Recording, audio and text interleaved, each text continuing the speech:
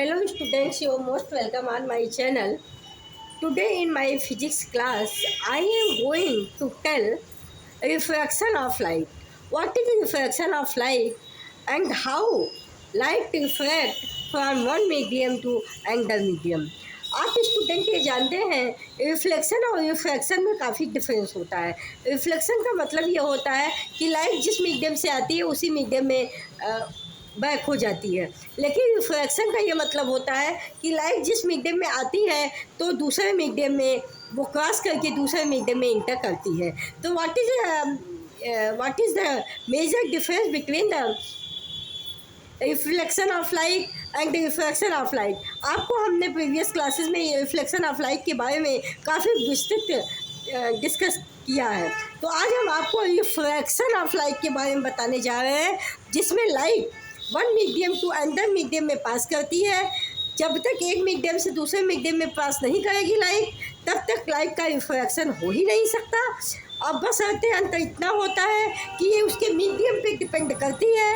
अगर medium rare to denser है, अगर light rare to denser medium में प्रवेश कर रही है, इंटर कर रही है, तो जो रिफ्रैक्टेड लाइट है वो नॉर्मल की तरफ बेंड हो जाती है, नॉर्मल की तरफ मुड़ जाती है। मतलब उसका इंसिडेंट एंगल जो है रिफ्लेक्टेड एंगल जो है इंसिडेंट एंगल से छोटा हो जाता है।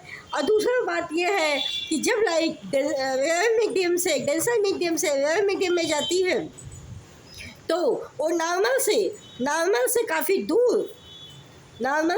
दूर रिफ्लेक्ट हो जाती है। ऐसे केस में angle of incident is less than angle of refraction.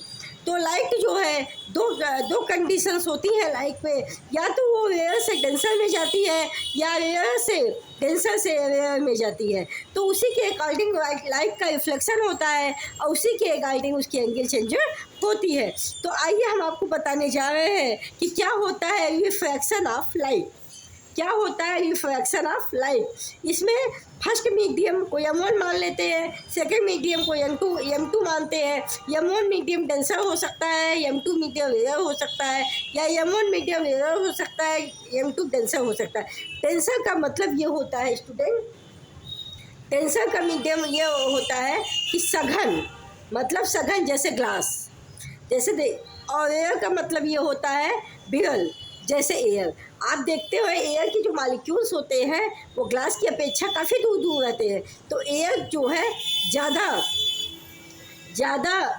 क्या है, विरल है in comparison to glass. Glass क्या है, डेंसर, इसके मॉलिक्यूल ज़्यादा पास रहते हैं ग्लास की, जबकि एयर के मॉलिक्यूल ज़्यादा दूर दूर रहते हैं। इसी तरह कोई भी लाइट ग्लास से अगर किसी और मीडियम में इंटर करती है, अगर लाइट 2-3 मीडियम बदलती है, जैसे देखिए हम आपको बताने चल रहे हैं, पहले आप जानिए रिफ्रैक्शन ऑफ लाइट क्या होता है। The refraction of light is the bending of light as they pass from one transparent medium to another transparent medium. जब कोई लाइट रे एक मीडियम से दूसरे मीडियम में बेंड होती है, प्रवेश करती है, तो they pass from one transparent medium to another medium. तो वो एक मीडियम से दूसरे मीडियम में प्रवेश करती है, cause by the change in speed of light. इसका कारण ये होता है कि उस दौरान जब एक मीडियम से दूसरे मीडियम में लाइट प्रवेश करती है तो उस समय उस लाइट की वेलोसिटी, स्पीड जो है चेंज हो जाती है। When moving into the denser material light, जब कोई भी बहुत सघन मीडियम में कोई लाइट है, अब वो विरल मीडियम से सघन मीडियम में प्रवेश कर रही है, मतलब एयर से ग्लास में प्रवेश कर रही है, लाइट इंटर कर रही है, तो उसकी स्पीड जो है वो डाउन हो जाती है जब सघन मीडियम में जाती है। विरल मीडियम से सघन मीडियम में जब जाती है, एयर से जब ग्लास में जाती है, तो स्पीड इसकी स्लो हो जाती है and bend towards the normal line. और ये लाइन रिफ्लेक्टेड लाइन जो इंसिडेंट लाइन होती है वो रिफ्लेक्टेड होके किसकी तरफ बेंड हो जाती है, नॉर्मल की तरफ। नॉर्मल स्टूडेंट वो इमेजिनरी लाइन होता है जो कि इंसिडेंट और रिफ्लेक्टेड लाइन के बीच में होता है। तो ऐसे केस में उसकी स्पीड जो है जब डेंसर से रेयर में जाती है तो स्पीड उसकी क्या होती है, डेंसर से एयर में जाती है तो स्पीड उसकी बढ़ जाती है। देखिए यहाँ पे when moving into the air material, और जब ये डेंसर से एयर में जाती है मीन्स ग्लास से एयर में जाती है, ये सघन माध्यम है ना, इसके मॉलिक्यूल ज़्यादा पास पास होते हैं ग्लास के। एयर क्या विरल हो जाता है, इसके मॉलिक्यूल काफ़ी दूर दूर होते हैं।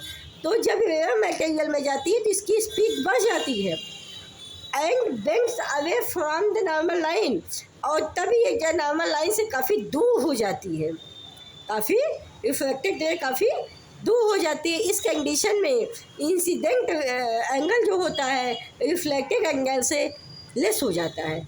Incident angle is less than reflected angle in the case of light pass into the rare medium to denser medium to rare medium, and when the light pass through rare medium to denser medium, then the angle I, incident angle, is greater than angle R, मतलब reflected angle. Angle I means incident angle, angle R मतलब refracted ray या reflected angle. ये देखिए incident of रे है, ये देखिए normal line है, नॉर्मल लाइन की तरफ ये बेंड हो गई है, तो ये एंगल से ये एंगल क्या हो गया, स्मॉल हो गया है। M1 M2 इसके मीडियम है, किस मीडियम से किस मीडियम में, M1 मीडियम एयर है, M2 मीडियम ग्लास है, तो लाइट कहाँ से कहाँ जाएगी, एयर से ग्लास से जाएगी। अब इस केस में क्या है, और नॉर्मल जो होता है स्टूडेंट वो हमेशा आपका 90 डिग्री पे होता है। इस केस में देखिए नॉर्मल आपका 90 डिग्री पे है, M1 मीडियम ग्लास है, M2 मीडियम एयर है, तो ये मीडियम ज़्यादा डेंसिटी वाला है और ये कम डेंसिटी वाला है। तो जाहिर सी बात है जब ज़्यादा डेंसिटी वाले मीडियम से कम डेंसिटी वाले मीडियम में कोई लाइट पास करेगी तो आराम से फ्री होकर पास करेगी, स्पीड उसकी बढ़ जाएगी, तो ये क्या है नॉर्मल से काफ़ी दूर हो जाएगी। अब आप ही बताइए, जैसे आपको बहुत भीड़ भाड़ में गैदरिंग में चलना होता है तो आप बहुत दिक्कत से चलते, धीरे धीरे चलते, लेकिन आप जहाँ पे रोड एकदम फ्री होता है वहाँ पे आप तेज़ चलते हैं, तो वही बात यहाँ पे भी वही बात होती है। तो ये एंगल ऑफ इंसिडेंट रे है और एंगल ऑफ रिफ्लेक्टेड रे है, ये है रिफ्रैक्शन ऑफ लाइट के दो फिगर है, दोनों क्या है, एक रेयर टू डेंसर है, दूसरा डेंसर टू रेयर है। अब अगर आपका 3 मीडियम कभी हो जाए, मान लीजिए ए मीडियम एयर हो गया, ये ग्लास हो गया और फिर वाटर ले ले, तब फिर ये लाइट क्या करेगी, एक लाइट और एक मीडियम और ग्राफ हो जाएगी, तब ये ग्लास के कंपैरिजन में ग्लास के कंपैरिजन में वाटर क्या है, विरल है, उसके मॉलिक्यूल्स काफ़ी दूर दूर होते हैं, तब ये लाइट ग्लास से उसे वाटर से पास करके ये जो यहाँ पे एंगल है ये तो उसके लिए एंगल ऑफ इंसिडेंट हो जाएगी, और जब दूसरे मीडियम में पास करेगा एक और मीडियम में जल में, तो ये इसके कंपैरिजन में वो एंगल ज़्यादा हो जाएगी, क्योंकि वहाँ पर इसकी वेलोसिटी बढ़ जाएगी। तो उस जगह पे इसके कंपैरिजन में लाइट जो है जब थर्ड मीडियम में इंटर करेगी, मतलब जल में इंटर करेगी जब, तब ये इस एंगल से वो एंगल ग्रेटर हो जाएगा, क्योंकि ग्लास के कंपैरिजन में जल जो है, वाटर जो है काफ़ी विरल है, तो ये एंगल से वो एंगल बढ़ जाएगी, समझ रहे हैं। तो ये होता है लाइट का 1 मीडियम से सेकेंड मीडियम में पास आउट होना। एक मीडियम से दूसरे मीडियम में जब कोई लाइट इंटर करती है तो उसकी जाहिर सी बात है या तो उसकी स्पीड डाउन होती है या स्पीड बढ़ जाती है, ये डिपेंड करता है वो किस मीडियम से किस मीडियम में इंटर कर रही है। अगर मान लीजिए स्पीड कम हो जाएगी तो एंगल ऑफ रिफ्लेक्शन नॉर्मल की तरफ, रिफ्लेक्टेड नॉर्मल की तरफ बेंड हो जाता है, और अगर स्पीड ज़्यादा हो जाती है तो रिफ्लेक्टेड एंगल, इंसिडेंट एंगल ज़्यादा हो जाता है, नॉर्मल से ये लाइट रिफ्लेक्टेड दूर भाग जाती है। तो यही है स्टूडेंट रिफ्लेक्शन ऑफ लाइट। आज की हमारी वीडियो आपको कैसी लगी? अगर आपको ये वीडियो पसंद आती है इसको लाइक शेयर सब्सक्राइब करना मत भूलिएगा। ये बहुत ही अच्छे से हमने आपको समझाया ताकि आपको कोई प्रॉब्लम ना हो। ये है रिफ्लेक्शन, ना कि रिफ्लेक्शन। रिफ्लेक्शन आपको बताए हैं, ये रिफ्लेक्शन है। तो ठीक है स्टूडेंट, मिलेंगे कल न्यू वीडियो के साथ, न्यू टॉपिक के साथ। All the best, take care, be happy, be healthy in your life. Thank you so much, have a great day.